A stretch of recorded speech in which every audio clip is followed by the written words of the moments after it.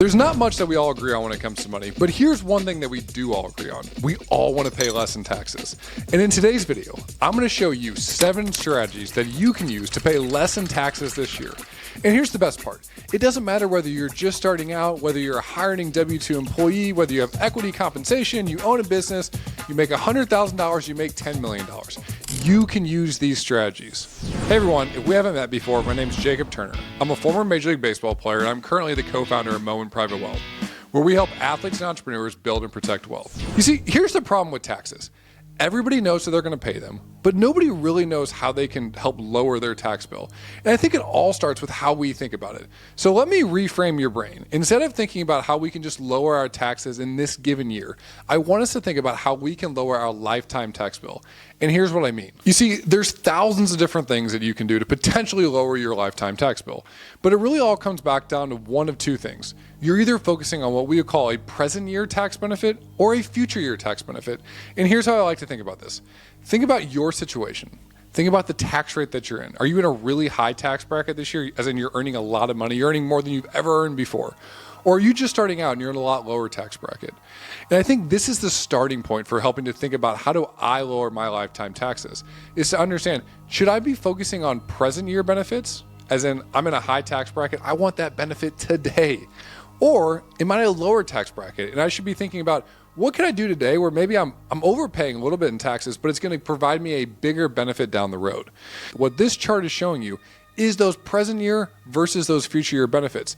And you can see on the left-hand side, it shows that tax rate. So what I want you to be thinking about as we walk through these 7 strategies is, which one of these buckets do you fall into to understand which one of the 7 strategies maybe you should be focusing on more? All right, so let's get into the strategies. The first strategy that we're going to talk about is one that almost everybody has access to, and it's called qualified retirement plans. And when I say qualified retirement plans, the number one retirement plan that I can think of is a 401k. And a 401k works like this. We put money into it and the government gives us some sort of benefit for doing that. Typically, it's a current year tax benefit. And what that means is, if you take a look at this chart, if we had $250,000 of taxable income and we contributed $23,500 to our 401k, that means that our taxable income goes from $250,000 and we get to subtract out the $23,500 that we put in there. This leaves us with a taxable income of about $226,500. And what it ultimately does is, if we're in the 32% tax bracket, which is roughly what you would be in if you made $250,000, you would be able to save about $7,500 this year in taxes. Now look, qualified plans are different across the board. There's a lot of different ones you can choose between IRAs, between traditional 401ks, Roth 401ks, solo 401ks, all these different options. What I would tell you is, you need to understand what qualified plans you should be thinking about, whether you're a W-2 employee or whether you're a business owner.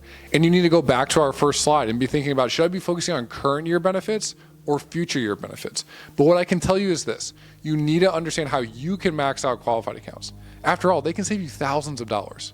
All right, let's talk about number 2. The second strategy that we're going to talk about is what's called tax loss harvesting. And it works like this. It might sound confusing, I promise it's not. Let's use this as an example. We have a $20,000 initial investment. After we invest $20,000 initially, our investment goes down by $6,000. We have one of two options. We either do nothing and we hope our investment comes back, or we tax loss harvest this position, immediately rebuying an equivalent position. And what that allows us to do is that allows us to capture that loss. So here's how that looks. We take our $20,000, we have our $6,000 loss. We sell that position. We immediately go buy an equivalent position, not the exact same position, but an equivalent position. Okay, this could be one large growth fund to another large growth fund. And what that allows us to do is we are able to capture that $6,000 loss. So what can you do with that $6,000 loss? Well, you can offset ordinary income up to $3,000 per year with that loss, or you can carry forward that loss in the future years. Or thirdly, you can offset any capital gain that you have with that loss. So investing is just one part of this, but when you actually invest money, particularly in a taxable account like this, tax loss harvesting can be a great strategy. Now let's talk about number 3. The third strategy we're going to talk about is Roth IRA contributions, but we're going to take it one step further. And the reason why I'm going to do this is I want to show how everybody can do this. Now, if you make less than $150,000 a year as a single individual, or about $236,000 as a married filing jointly, you can make a direct Roth IRA contribution. But if you make more than that, you have a phase out, which means that you are technically not allowed to make a Roth IRA contribution. So how can we do this instead? Well, what we can do is what's called a backdoor Roth IRA. And what you're looking at here is how you would do that. The first step in this is making sure that you have no money in any IRA account. Okay, that's step one. Step two, you contribute to your IRA account. You let that money sit there. I typically like to let it sit there for about 2 days, and then I convert it. All that means is I'm moving it from my IRA account to my Roth IRA account. And what that allows me to do is it allows me to get money into a Roth IRA. What a Roth IRA allows you to do is it allows that money to grow tax-free, come out tax-free in retirement, and it is not subject to RMDs. It is an incredible tool. And the example I'm going to show you here, we have an individual that started doing this at age 30. They did it for 30 years, and they contributed $7,000 per year, which allowed them at an 8% rate of return to have nearly $800,000 of tax-free retirement money when they turned age 60. Now, this is an incredible benefit and one that often gets overlooked because the amounts that you can put into a Roth IRA are not huge. They're not hundreds of thousands of dollars a year, but I can assure you it is valuable. You need to make sure you need to understand how to do this. So whether you are an income earner that's just starting out and you can directly contribute to a Roth IRA, or you're a high income earning individual and you need to follow this strategy into a backdoor Roth IRA, this can be an incredibly valuable tax strategy. Now on to number 4. This one might be one of my personal favorites. It's a health savings account, or short for HSA. And here's what it does.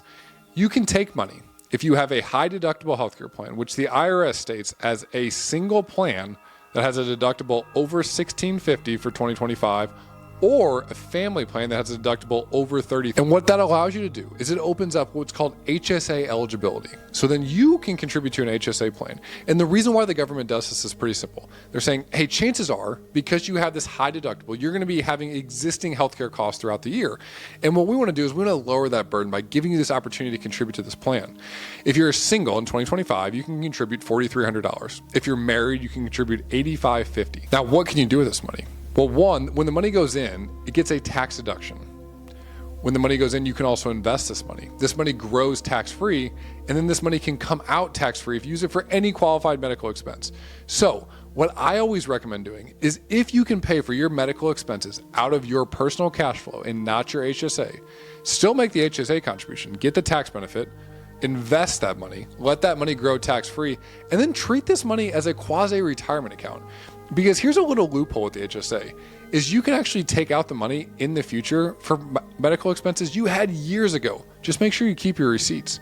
This is an incredibly powerful strategy and one that I am personally using to create hundreds of thousands of dollars in tax-free retirement money that I will use for qualified medical expenses in the future. Now on to number 5. The 5th one is one that we always hear about, real estate. And people always say real estate, but then I always think it's so broad. Like, what do they mean? Real estate and taxes. How does this exactly work? Now, look, there's a million different benefits with real estate and taxes, but I'm going to talk about one specifically today, and it's called depreciation. And it works like this. If you bought a property for X amount of dollars and you depreciated it, that means you can take a quote unquote loss on your tax bill by saying, I depreciated this property, and you can lower the cost basis. Sometimes, depending on if you're a real estate professional or the type of property you own, such as a short-term rental, you can use this to offset ordinary income. So in the example that we show here, we have annual depreciation of $6,400. And depending on your situation, you might be able to use that to offset your ordinary income.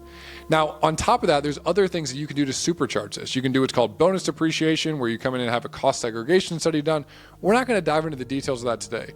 What I want you to understand, though, is real estate can be an incredibly valuable tool, but you got to make sure it's right for you. And you need to understand if your specific situation allows for you to take advantage of some of the biggest advantages of real estate. Now on to number 6. Number 6 is a charitable giving strategy that allows you to supercharge your giving and give more money to your favorite charity and less money to the IRS. Now, at the end of this video, I'm going to leave another video in there that dives even deeper into this strategy, but I want to talk about it from a big picture perspective today. You see, the thing that most people miss when it comes to giving is we give away money to a charity and we think we're getting a tax deduction, but turns out most people actually aren't getting a tax deduction, and let me explain why. The standard deduction is higher than it's almost ever been.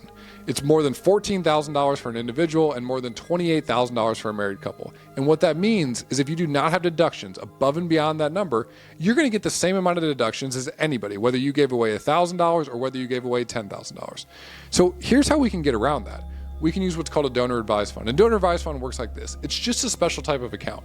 But instead of using donations 1 year, $10,000 in this example, we group together 4 years of those donations. So we give away $40,000 in a given year.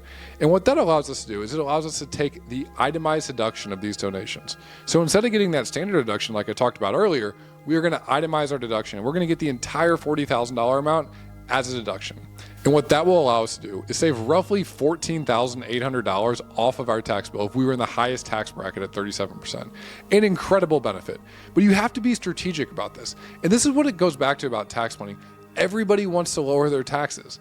And everybody kind of knows a strategy or two, but you have to understand, how can I implement this in my specific situation?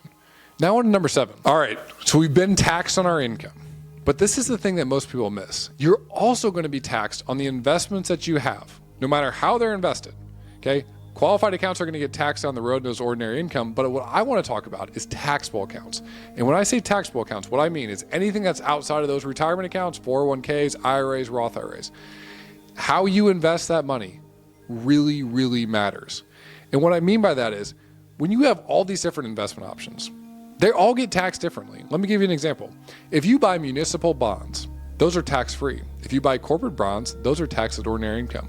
If you invest in a high-yield savings account, that's taxed as ordinary income. If you invest in an ETF, there's no capital gains at the end of the year. If you invest in a mutual fund, it might spit off capital gains. You see how this is getting a little bit confusing? So what I want you to hear me say is this. You need to understand, how are the investments that I'm making, particularly in my taxable accounts, taxed? We've already been taxed once at ordinary income. The biggest benefit and the easiest way to grow wealth is to shift some of that ordinary income into capital gains rates in the future. But in order to do that efficiently, you need to understand how you are invested and how you can best maximize your lifetime tax bill. So that's 7 strategies that you can use today to lower your lifetime tax bill. But it all starts with what we talked about at the beginning. We have to understand what tax bracket we're in. Then we have to understand, should we be focusing on current year benefits or future year benefits? Then we have to understand what strategies in each one of those buckets could we potentially use? And then ultimately, you need to understand, how can I apply those things to my life? Now, I'm going to leave a link in here to another video that I did on donor advised funds. It's a deeper dive into that topic. Giving to charity is something that's really near and dear to my heart, and I want you to understand how you can give more money to your favorite charity and less to the IRS. I'm always looking to help you get smarter with your money. So make sure you like and subscribe, and if you have ideas for future videos, leave a comment below, and maybe I'll do it on a future video. Until next time.